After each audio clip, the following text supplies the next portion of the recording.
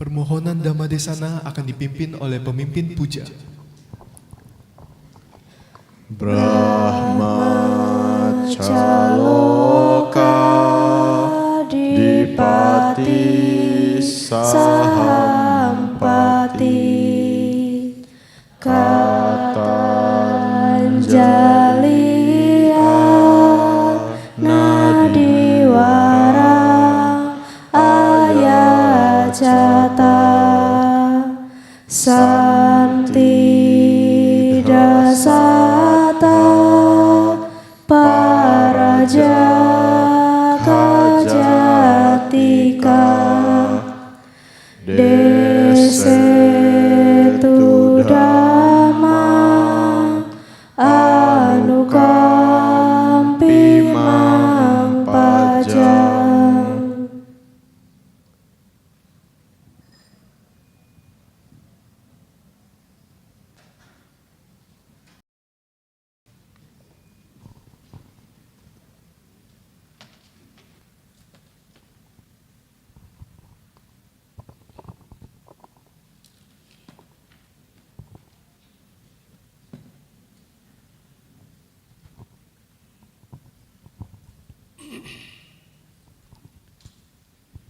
Namo tassa bhagavato arahato samma sambuddhassa.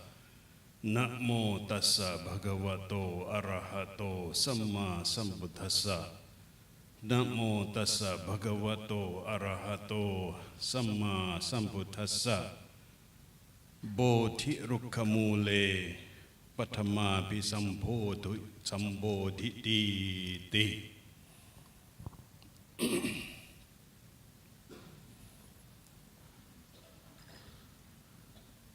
Today is 8th November, and it coincide with the what you call is 8th anniversary of KMB Vidyodaya at this very unique University of Business, Prasatya Mulya Universitat. It is very heartwarming to see many people here interested in Buddhism. And today we are taking this opportunity on planting the Bodhi tree in this unique land of Prasatya Mulya Universitat. Therefore, I think I will try to bring out some teachings based on this very important day for you, that is 3B. There will be the Buddhism, the Bodhi tree, and the school itself, the business school. So I'll be trying to give you some idea about 3B, Buddhism, Bodhi, and business. Having said that, many of you may understand what Buddhism is all about. As the rector has said that Buddhism is a kind of a religion, a world religion. When we talk about the Buddhism as a religion, there might be a lot of problems. Because as Indonesian, the whole national sort of a pillar is a Pancasila. And within the Pancasila, the one the rector mentioned is about to believe in a one God. So where Buddhism fit there? Because Buddhism is one kind of religion who doesn't have God or who doesn't believe in gods. So how Buddhism was able to establish in this Indonesia? Just by that very criteria, it shouldn't be able to establish. But when I went back and looked back about this story, I don't know how many of you here knew about this story. I will just start with the whole idea how this came about. It was in 1960s when Venerable Ashin, at the time he was a Theravada monk. Later on he became Mahayana. But when he was a Theravada monk, was the beginning of Buddhism was initiated here. And Venerable Ashin went to Thailand and then requested the Deputy Supreme Patriarch of that time, who later became the Supreme Patriarch.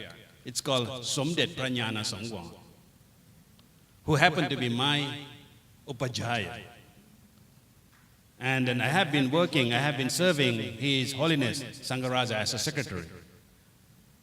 So during that time, 1960s, when Venerable Ashin invited the Deputy Supreme Patriarch of Thailand to come and establish Theravada Buddhism here.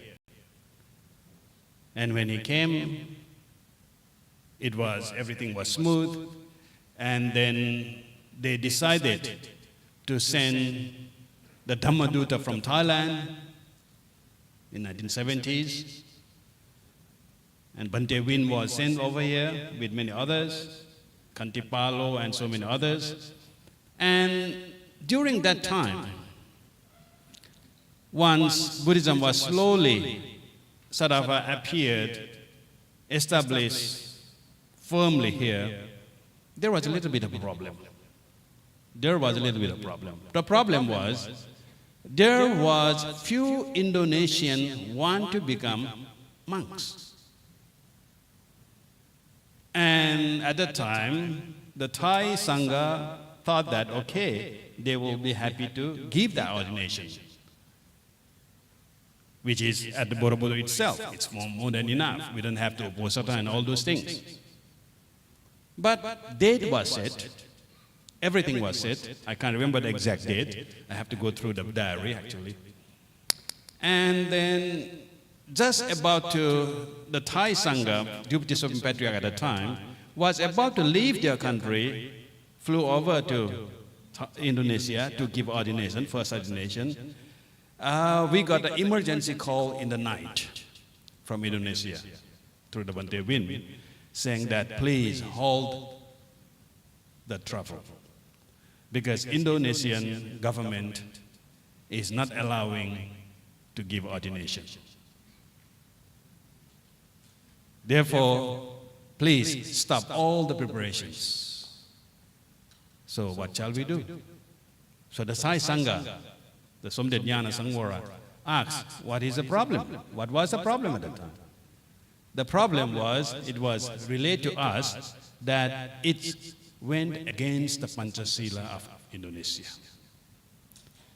Because back in the Panchasila, you need to have a one God, and whereas Buddhism said no God. So how to solve that problem? So Somdet Jnana Sangwara, who became the last Sangaraja, called all the scholars, a group of scholars, to discuss about that. How do we explain Indonesian government about it?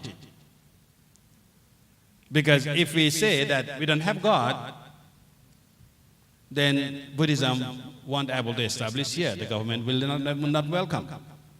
But if we have to say that we have God, which is against the Buddhist teaching, so what to do? So there was a big workshop going on in Thailand. And then the conclusion of the workshop came out is that the Buddhist Sangha trying to define what is God actually means in Indonesian context. What is God? God is immortal. God is invisible. God is supreme. So all those adjectives of God was kind of we put together and then see that, okay, if we have to define God from all those adjectives, the Supreme Patriarch, Somdet Nyana Sangwan, came out with this very brilliant idea, says that, yes, with all these ideas, we can say that Buddhism has God too.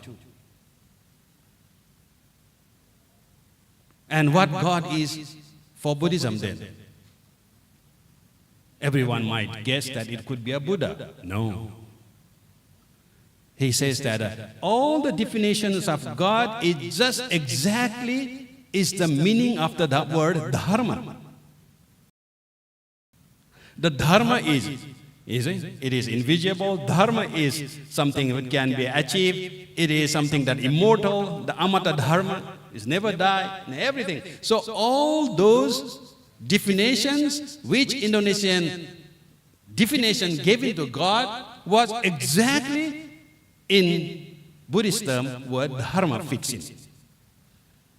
So His Holiness then draft an official letter to the government of Indonesia, through the government of Thailand, of course. But His Holiness drafted and then asked Thai government to send to Indonesian government to prove that Buddhism fit in the Indonesian Pancasila, because we do have God, that is Dharma. And Indonesian government went through that all documentations. Yes, well, yes, if this way, yeah, we can accept Buddhism. So, the starting our Theravada Buddhism officially started there. And then allowed, Indonesian government allowed to have Indonesian men to become Buddhist monks. So that was back in 1970s.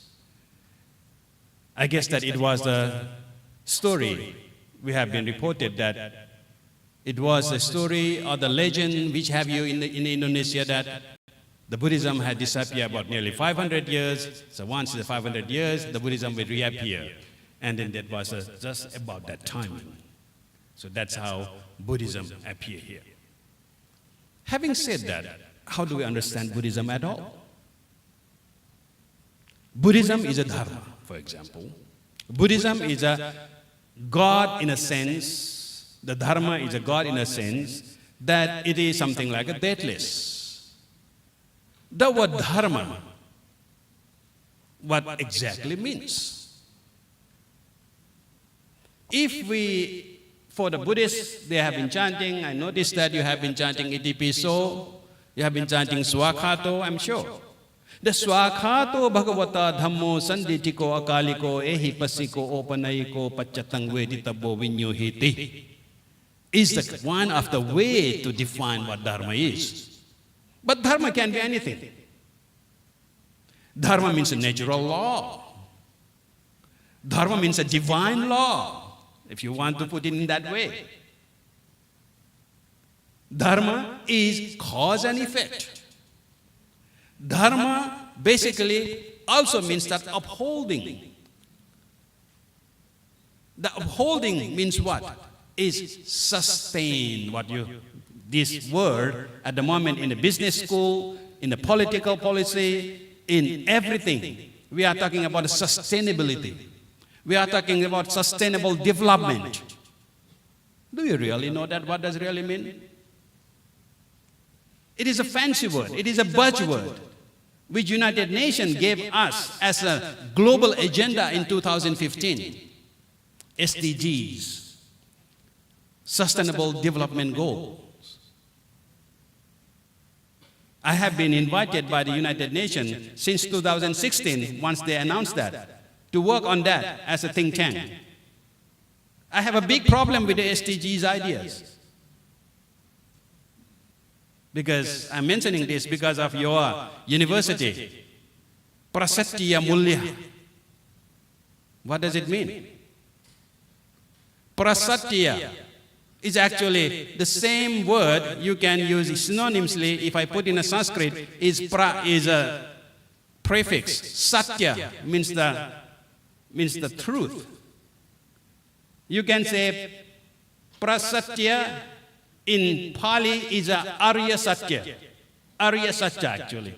That is a noble truth. And Mula is what?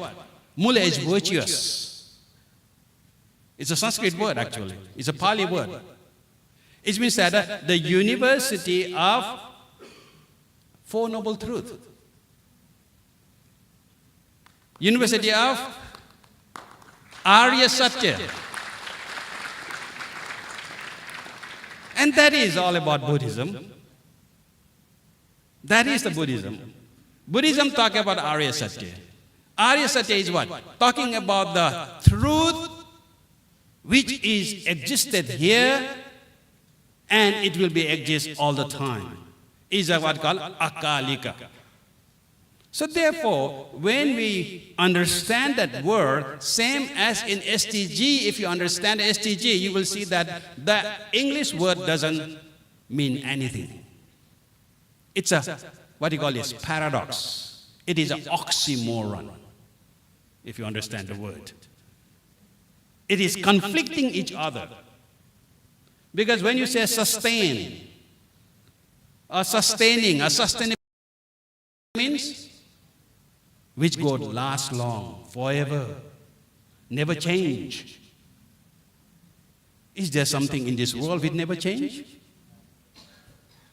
Is there anything which can be lasting for forever? But when you say sustainable development, what is the development all about? Development, the nature of development is changing. If it doesn't change, do you call develop? So what do you mean by that then? Sustaining means no change, development means change. So what do you want? No change or you change? You see, this is the kind of agenda we have given by the United Nations. I don't know how they think. Sustainable development goals. It's no wonder. It was announced in 2015, but it is now have to finish by 2030. It's about only 7 years left. But from the report from the United Nations itself, they are saying that the success rate of SDG is only 8% now. How pity. And at the moment, as far as I was reported by the United Nations, they said that every project in the United Nations at the moment is rescuing SDG. The SDG itself is not sustainable at all now. They have to rescue it, you see. So the whole idea of sustainable development is what? Actually, if you understand it, etymologically, you will give a totally different view on that. That is, actually sustain, S-U-S is a prefix, which from below, with a firm foundation, and the word in Latin is a tenere or tenere, T-E-N-E-R-E. That is a Latin word, which means that uphold, which means that balance. So therefore, the Latin derivation, the word tenere, it is derived from Pali and Sanskrit word, it's called dra. Dra is a root of the word dharma. You see? So sustainable development goal, in fact, is a very ancient agenda or idea which Buddhism has introduced to the world. That is, Dhamma, sustain, firm ground, sustainer, tenor, upholding with a firm ground, and chakka. Actually, chakka we'll see as a wheel, but etymologically, chakka means that moving forward with a firm ground, you see. So it doesn't mean that wheel. Actually, wheel is a kind of a motion. But the movement, the real meaning of the chakra means that I'm moving forward with a firm ground. So therefore, what was the Buddha's first teaching? Do you know that? What was the Buddha's first teaching was? Dhammacakkappavattana Sutta. You see? So it was the Buddha first announced his teaching, that is the Dhammacakka, sustainable development. But United Nations went for the goals, which is, again, doesn't know how to, but in Buddhism, it is. What does Pavattana means? Pavattana means patti. Pavattana means that action. Pavattana means that practice. So the main idea of Buddhism, the truth of Buddhism, is Dhamma Cakka Pavattana, means that a sustainable development in action. From derivation of the word, the Pali and Latin word. So once we see that, then you will see that what is Dharma then? Dharma, or what we call Buddhism, is basically about upholding whatever is going on. Upholding in a way that it doesn't collapse. Be a development, be a economic, be a what we call it, environment. These days we are talking about these 3-4 things in the name of GDPs. So all these are actually unbalanced these days. They are imbalanced because they are always, we are talking about a business school, what you create now. You are creating a lot of manpower to serve into the labor society, to the economic society. But what about the humane itself? What about the human being as a social creature itself? So what happened? GDP may be very high, but the quality of life, well-being is very low. You can see many rich people, wealthy people, but really when you look at, are they happy? They are not feeling happy. What about the level of their well-being? They are not good at all. We spend a lot of our energy, a lot of our time in earning some, what we call is our big earning, the main earning, the salary, the money. And what happened? We forget to look after ourselves. And towards the end of our life, what are we going to do? All those money was taken by the doctors and hospital. We never use it. Because our quality of life is so degraded because we did not look after ourselves. Because we are just thinking that we want to achieve this, achieve that. So there was an imbalance. There's an adharma. Dharma is not there. So the whole idea of Buddhism, as I just mentioned that, if you define, you can define it so many things. But just to define it in a kind of perspective way, so I will just define it the way we chant all the time. Swakato Bhagavata Dhammo. The Dhamma which we intentionally share, teach, with a good intention, Swakato, should be abide by the component of what? Swakato Bhagavata Dhammo Sanditiko. San means that yourself, ditiko means that seeing. So you have to see for yourself. So it is a self-understanding. So in Buddhism, we don't believe in anything in that sense. Believing is actually wrong. Believing is you are closing to yourself. If you believe that this, it means that you are not opening to anything. So Buddha says that before belief, you need to have a wisdom to really investigate on those from the multidimensional perspective. So sanditiko, you have to see for yourself. It means that the knowledge have to be cognitive. These days, university, college, school, I think they went off the track. Because when we talk about education, what we always think? We always think schooling. We always think putting all the data inside us, filling the data inside us. So that's why we go from the primary to the secondary to the high school to the university, and then so on until the PhD. But we are always putting more. Until we don't know. We have a full brain of our knowledge, but we don't know how to use it. Part of my duty in Thailand is I go and teach in the prison to the prisoners. And then in the prison, I see that all people with the big qualities of their education. Somebody is a 2 PhD even, 2 doctor even. Somebody is a so well known. Somebody is a politician. Somebody is all those with a lot of degrees. But those knowledge didn't save them. So they have a lot of knowledge, but doesn't know they don't have a wisdom. They doesn't have a knowledge. So the education itself, I think we have misunderstood. Education is not the way of putting data inside our brain. Educare, that is a Latin word, means actually bring out. It doesn't mean I put in.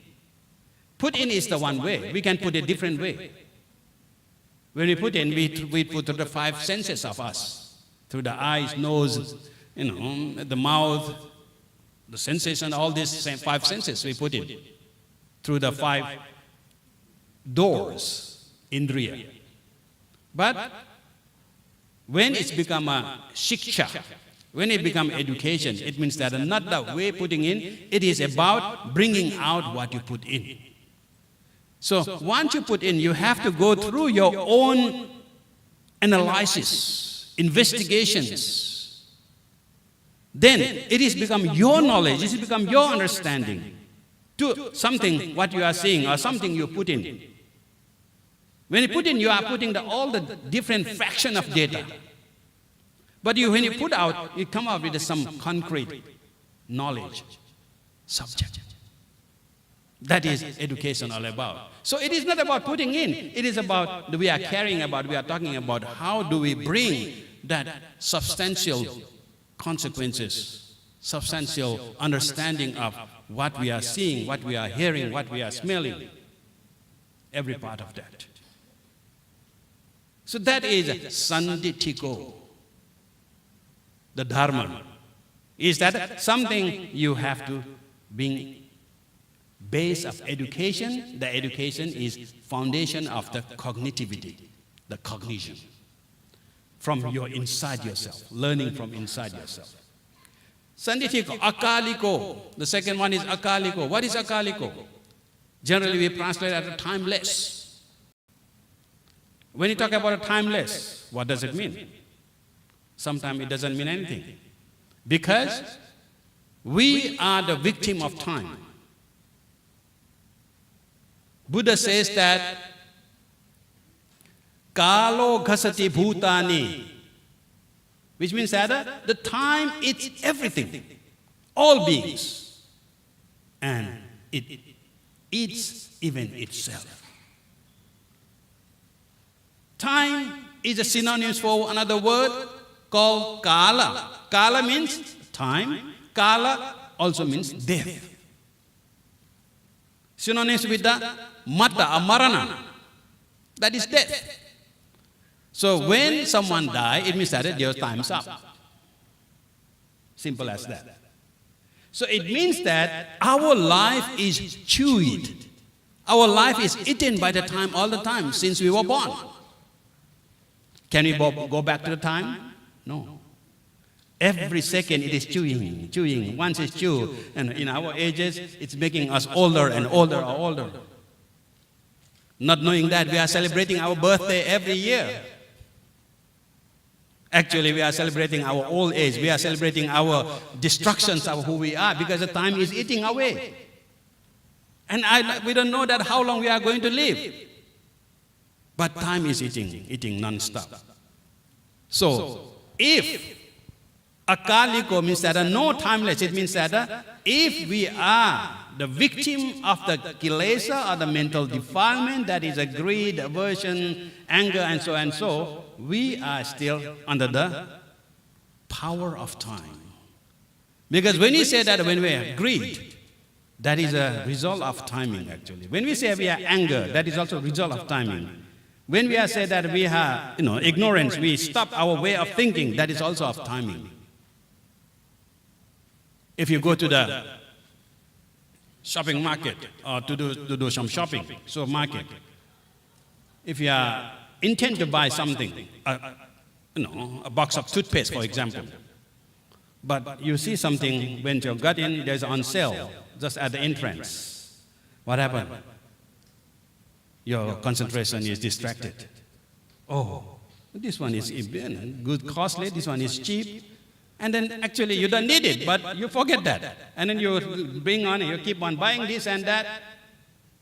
And then once you got back to your home, there's no toothpaste which you went for. You bring it all with other things. Because you are lured, because your time is lost there. The greed make you you lost your time. Because all those, what you call is mental defilements, is the playing the trick with us. Because if you're just aware that, okay, this is cheap, of course, but I'm here to buy a toothpaste.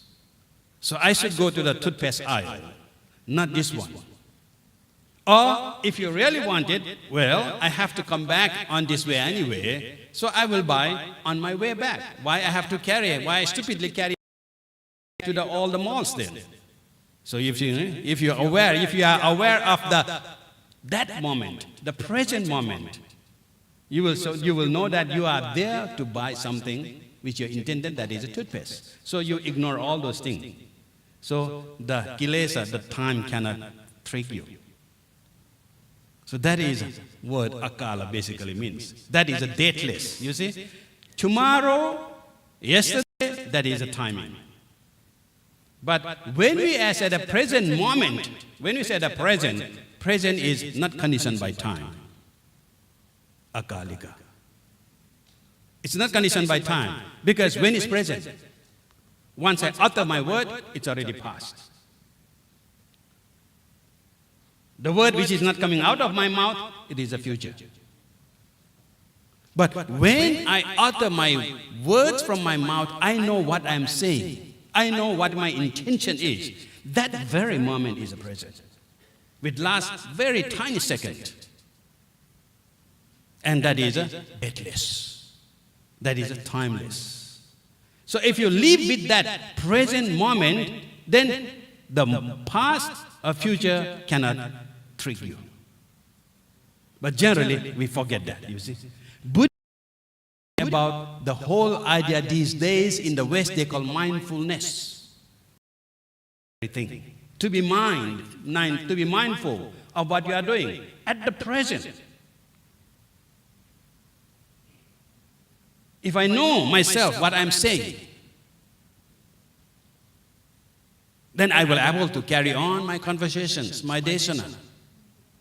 But if I lost my mind, hey, what I started and what I'm saying, it's gone. So it's become a past. So the whole idea, akaliko, to be able to be here and now, to be able to be present, that is a word dharma. And that is deathless, that is immortal, you see. Because it never go to the past, never go to the future. The very divine character, akaliko. Once it is a divine, once it is a very here and now, ehi pasiko, ehi, come here, pasiko, see it. We can really challenge anyone to come and see those things. Because we are talking about the here and now. We are not talking about the heaven and hell and all those angels, and we don't see those. But we are talking about something everyone knows, everyone seeing hears. So we don't have to go and dig something in the past. We have to expect something in the future. But there's something we are talking about, what we are seeing at the moment. When we see each other in our faces, what you see on the faces. You see the nice, or you see the skin, or you see the beauty, what you are seeing that. So once you are able to talk in this, there's no questions. But if you keep on talking with all this logic, they'll become a philosophy. Philosophy is good at describing things in a many different ways. Abstract, unabstract, all those different ways. They call philosophy. I heard from the rector that they don't have a philosophy here, that's good. Because philosophy is good, but it will make you look at the things from a very different angles. But sometimes it is good for the working of our brain, but sometimes it is also lead you to a insane because you think too much. So Buddha says that Buddhism is not about this talking, and about the logicking. There was a debate, debating. You can do that. So ehipasiko, opanayiko. Opanayiko means that you can also practice. Whatever we talk, whatever we are talking this now, also practicable. You can practice yourself. It is not that it's a very big ideology up there. No, every single being, everyone can practice. That is opanayiko. Once is a practicable, paccatang veditabo vinyuhiti. So we said, vinyu means that you will realize. Paccatang, you will realize for yourself individually that what is right. So you don't have someone to say that what you are doing is right or wrong. You can decide for yourself what is right and what is wrong, based on your cognitivity, based on your experience, based on your knowledge. So this is a 6 criteria of Dharma, which is similar to what we call as divine character in many religions, with a theistic religion, with a God. So this is what I call, in a way, simple way, Buddhism. The first B. It can go many ways, but this is the just within that, because I think I was given nearly, 1 hour? So I will keep that part as a first B. Second B, the Bodhi tree. What is Bodhi tree? Actually, Bodhi tree in Pali is called Asattha.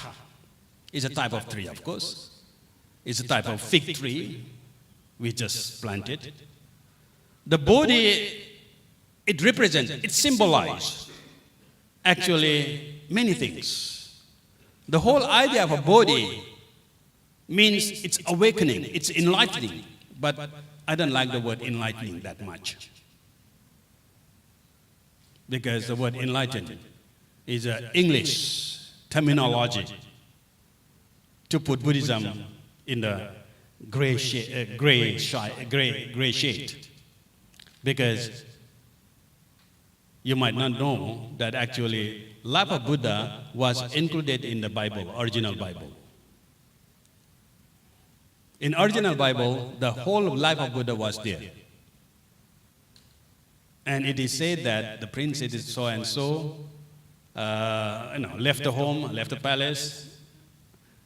It is written in the 10th century by Saint Damascus. It was included in the Old Testament, but once in the 15th century, 16th century, Vatican realized that, wow, this is a Buddha. Why it was in the Bible? So they took away. So New Testament you can find it, but Old Testament you will see the whole chapter of the life of Buddha which is included in the Bible.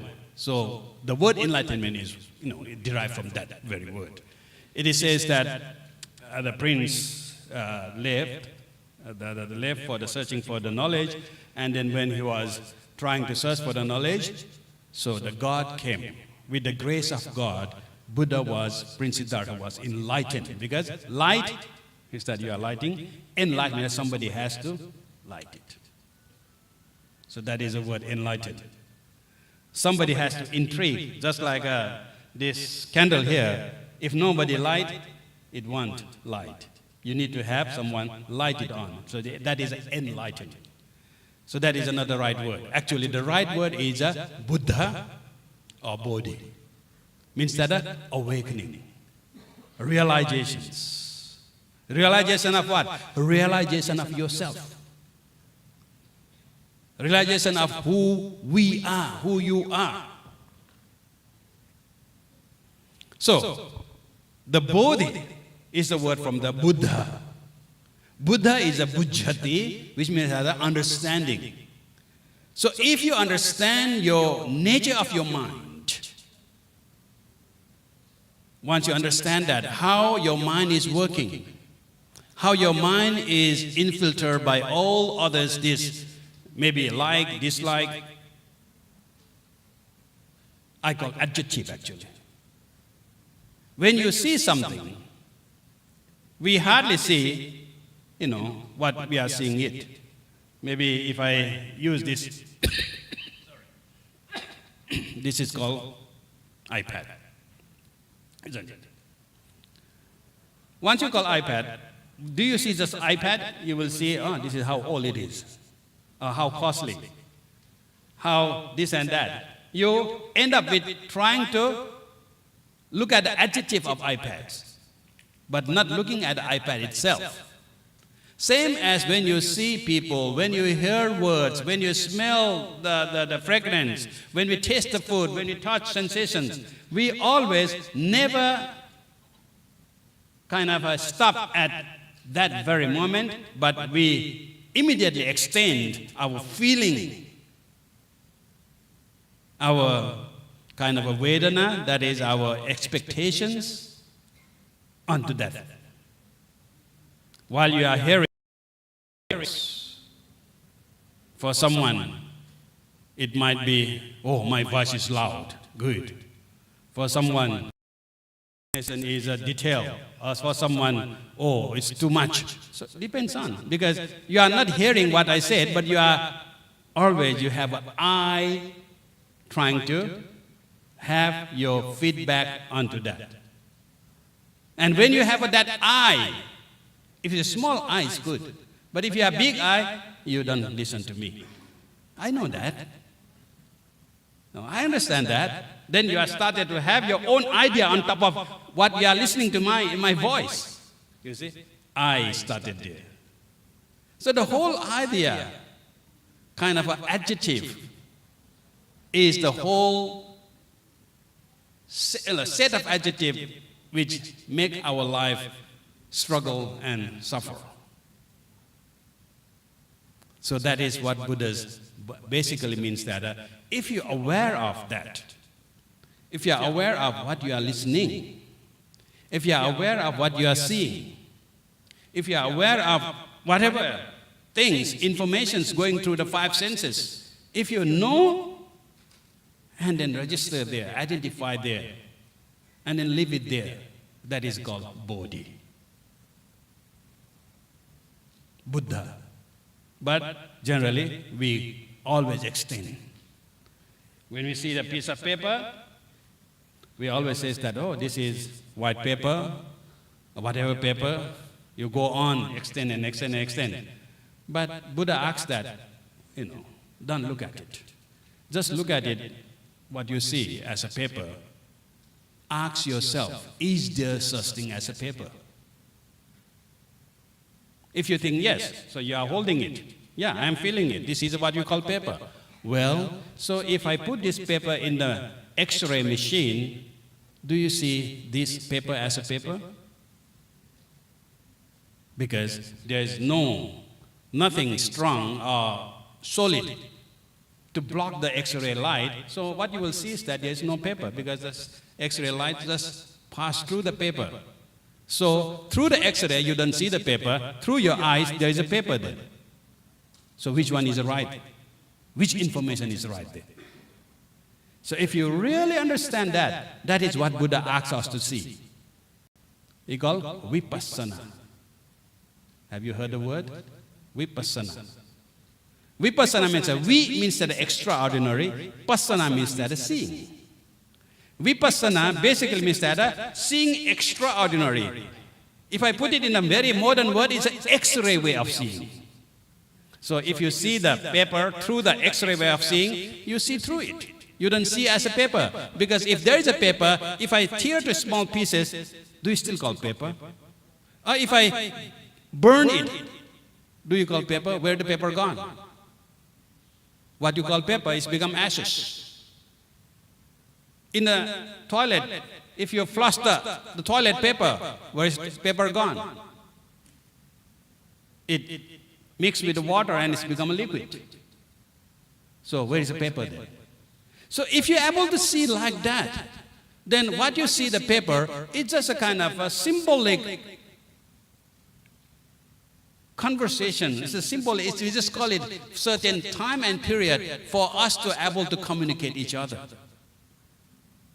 There is nothing to cling on to because there is no such thing as a paper. If you look at the paper, how it made up, I might call this paper is a piece of cloud, I guess. Because without cloud, will there be any rain? No rain. Without rain, will there be any trees? Now, without trees, where does paper come from? You see? This is an X-ray way of seeing. This is a Vipassanic way of seeing things. So when you're able to see those, when you get angry, what happens? Because you stop, you live by I is there. When you have an I, the anger started to happen. If somebody curses on you, you didn't hear. Does it matter? No. But if you hear with your ears, why you have to get angry back? When you are using, when you say that, some bad word, but why we have to dance in their song? Because we live by those ideas. So if you really knew that, that is a single voice, it's a more. There is one case. Big official, good family. Actually, he has all this, housemaid and everything to look after, and a good wife. In one weekend, during some festival, all the one who works for his house gone to their party, gone to their houses back. So they have only this elderly kind of a very high official, and his wife was during the weekend. So the wife was cooking the food, and then asked her husband, "Darling, and I don't have an egg. So can you go and get egg from just outside our village here? Just a few minutes there, there's a 7-Eleven, go and get eggs from there. The money is at the table." So actually, when this is a high officer, so never went by himself. He always have his car, he always have his driver to look after. But on that day, no one, so he went out. Okay, sure, I can go take the money, and went out. Just after he left the houses, his house, few minutes, he find one strange man coming towards him, and using all different bad words towards him. Such answers, such answers, such answers. And then he was furious. I don't know you, but why you are cursing all these bad words? And then he can't stand anymore. He just, turn his way back, come back to the house, bang the door, ring. And then the wife asks, "Darling, why you are so early? And then why you are so banging the door?" And the husband said that, "Why?" Immediately all the curse word, all the bad word coming, put into the wife. Because I met this man and this and this, I don't know him and he's cursing me so badly. This, go on and on. Shouting at back his wife. But wife is very clever. Said, "Darling, wait. Take it easy. What's happened? Why doesn't tell me? What happened?" Then once he calmed down, so he said that, "Yeah, I went to buy an egg, as you said. But once I got out of the house, I find this man. I don't know who is he. He came towards me and he said all the bad words." And the wife said, smiling, "Oh, is that man with this kind of character, with this kind of shirt, this and that tall and this and that? Oh, yeah, that. Do you know him? Do you know him?" "Yes." And the wife said, "Yes, everyone in the village know him. He's the crazy one. He's a mad. He's a nut in the village. He cursed to everyone like that." And then, then the wife says that, "Do you want to eat lunch or not? I'm still waiting for egg."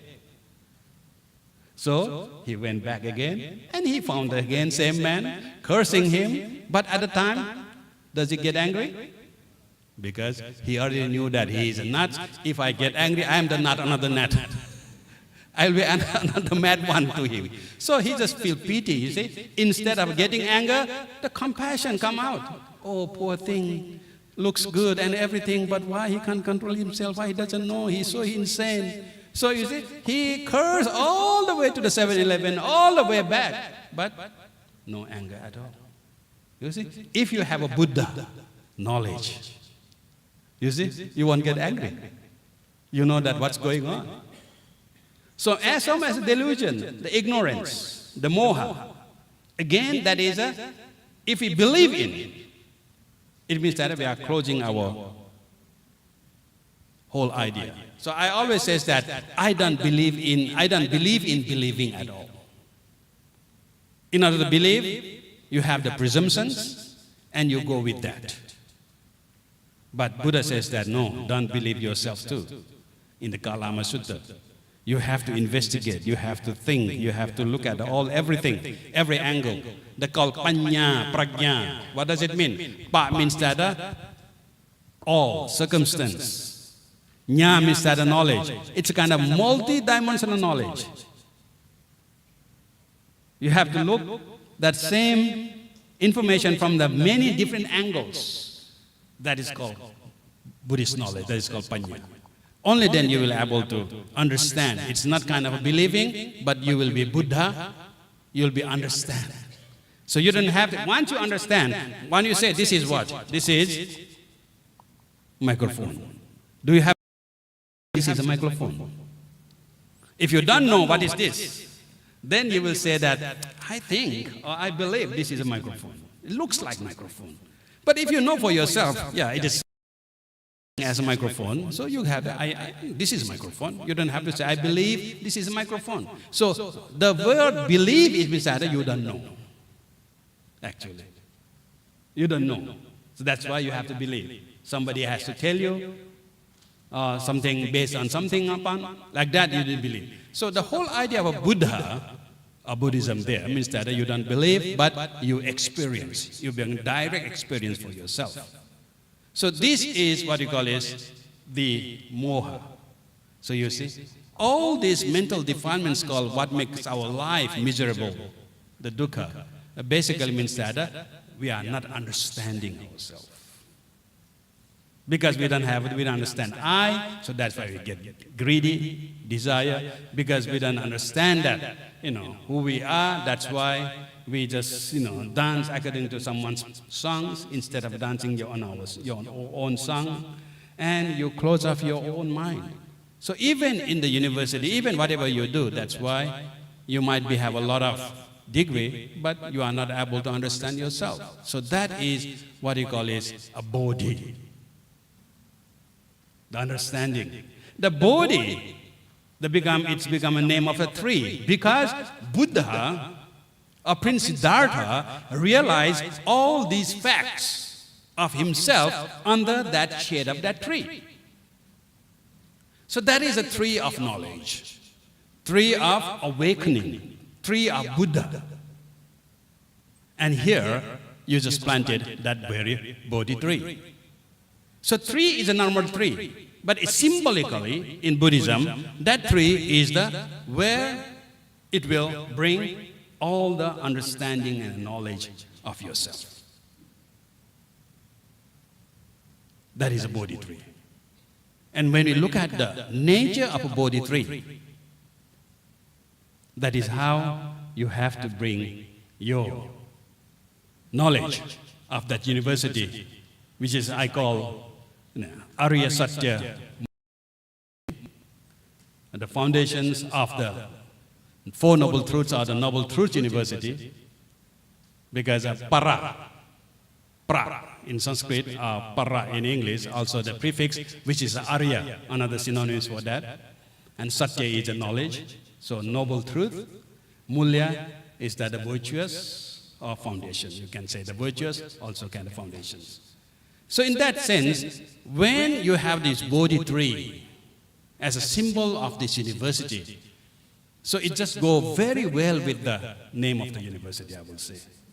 Because under that university, you will have to understand, the shade of understanding is that when the tree grows, it is just like the way we run our life.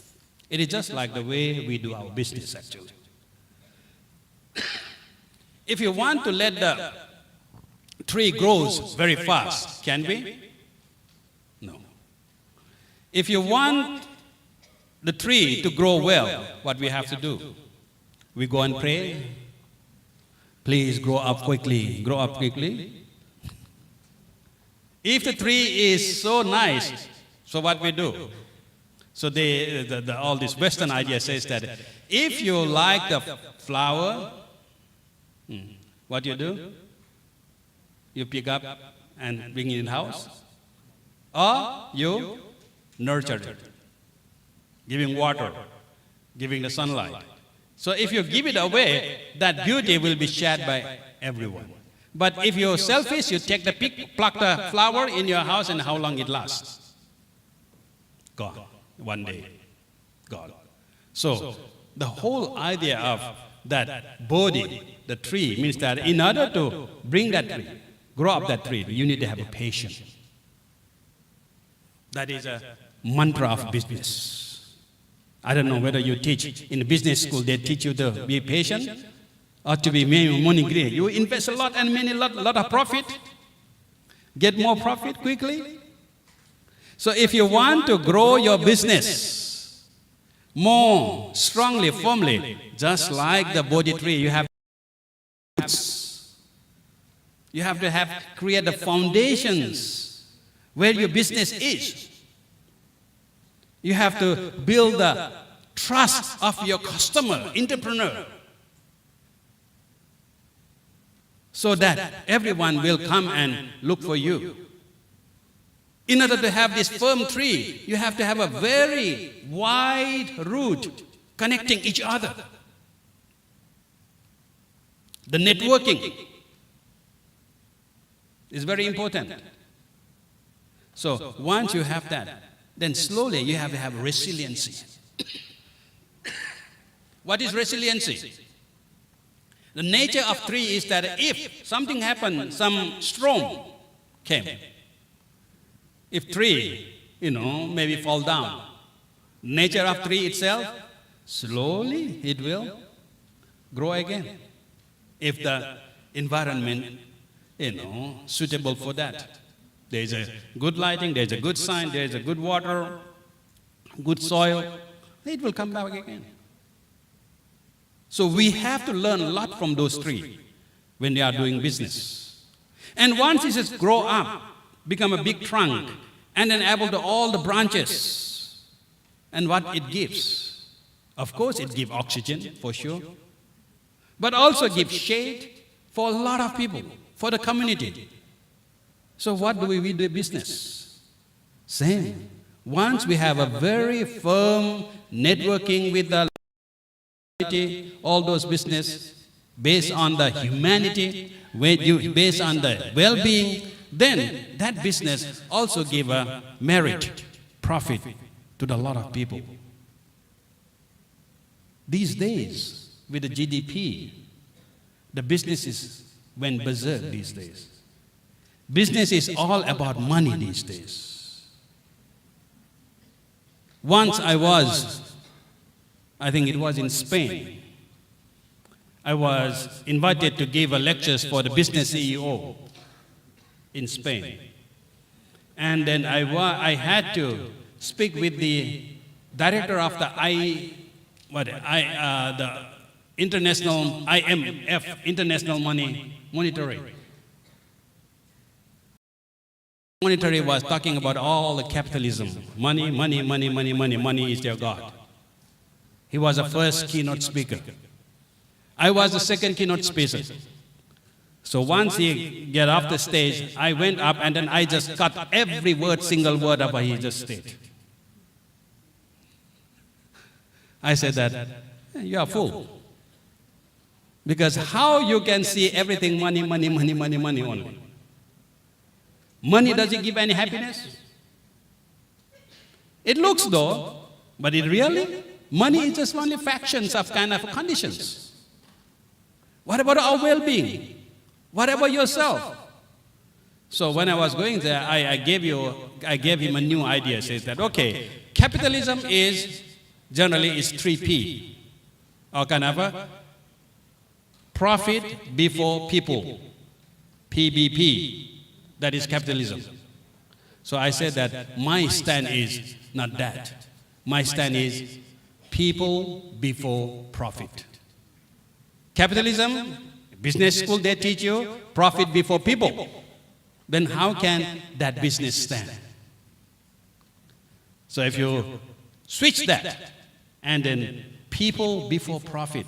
So if you think of the Bodhi tree as your business, so it is not about only growth of your business, but it have to be well-being of yourself, your family, and all your customers, all your what you do the business all about. So that is what you call is ethical business. That is called a sustainable business. That is called a sustainable brand, for example. So therefore, when we think about today's, what we think of Buddhism on the 8th of November, 8th anniversary of KMB with Jodaya. And we are planting the Bodhi, the symbol of Buddhism itself. Both looking at the physically the tree itself, the teachings, the 84,000 of teachings, which go to mindfulness, compassion, virtues, the precepts, sila, whatever, a lot of going on that. And then how teachings, those virtues for your livelihood, that is called business. So the business is all about the Dharma. That is Eightfold Noble Path. Today is the 8th, so we will see that Eightfold Noble Path. That is a sustainability. That is a Dharma. In a sustain means what? When we think of the Samma Ditthi, right view, right arm, but I don't like to translate with the right or wrong.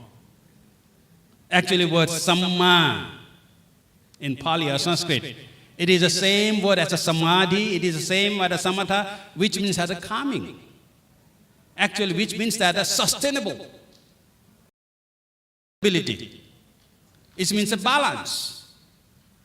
When you say Samma Ditthi, it's a right view, what we translate, but it is not right or wrong. If you say right view, so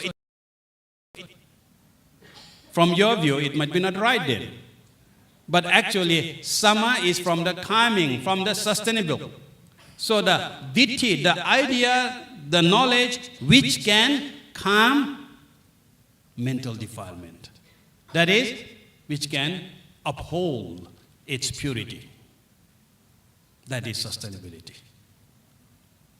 Same as Samma Kammanta, the way, Samma Kammanta is the way you think, the way you act, the way you speak, the way you put your effort on, the way you think, the way you concentrate. All those Eightfold Noble Path from the Samma Ditthi, Samma Sankappa, Samma Vacha, Samma Kammanta, Samma Vayama, Samma Sati, Samma Samadhi, so on. All those is actually 8 ways.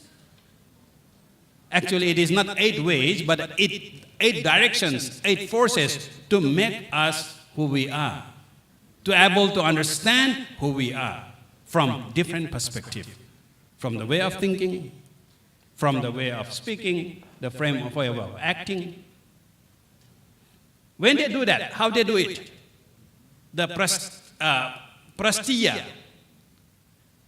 or Arya Satya, Satya, Parasatya, Parasatya or Arya Satya means that it is about cause and effect. When you say the Four Noble Truths, Dukkha is an effect, Samudaya is a cause. Nirodha is a the consequence, the effect, the patipada, the way to the cessation of the suffering is a how to, means that is a cause. So actually, the Four Noble Truths, the prasatya, basically means that a reasonable and cause and effect. So we can balance this cause and effect, then the Eightfold Noble Path works. Eightfold Noble Path, if you look at it clearly, you will see that 4 of them is dynamic, 4 of them are the static. To put in a very new way of thinking. 4 way is about mind, 4 is about actions. So all those is a cause and effect, rationality, that is the whole idea of a balance. Therefore, to conclude today's Dhammadesana, which I started with the idea of Buddhism, the Bodhi tree, and business. So you will see that all these three B is related in each other, one way or another. So if you really want to do a teaching of the Dhamma teaching or the business teaching in this university, Prasatya Mulya, another way is that teaching the rationality of doing business, teaching the reality of this world as how it should be taken, as to be understood, so that every single being, every individual, every student here not only contribute to the future of business, future of the development of the world, but equally the development of well-being, happiness, and peace through those Prasatya Mulya, the Eightfold Noble Path, the Four Noble Truths. So I just hope that with this message, the Prasatya Mulya will stand just like a Bodhi tree, and then stand for that very truth of sustainability, which the world is always looking for.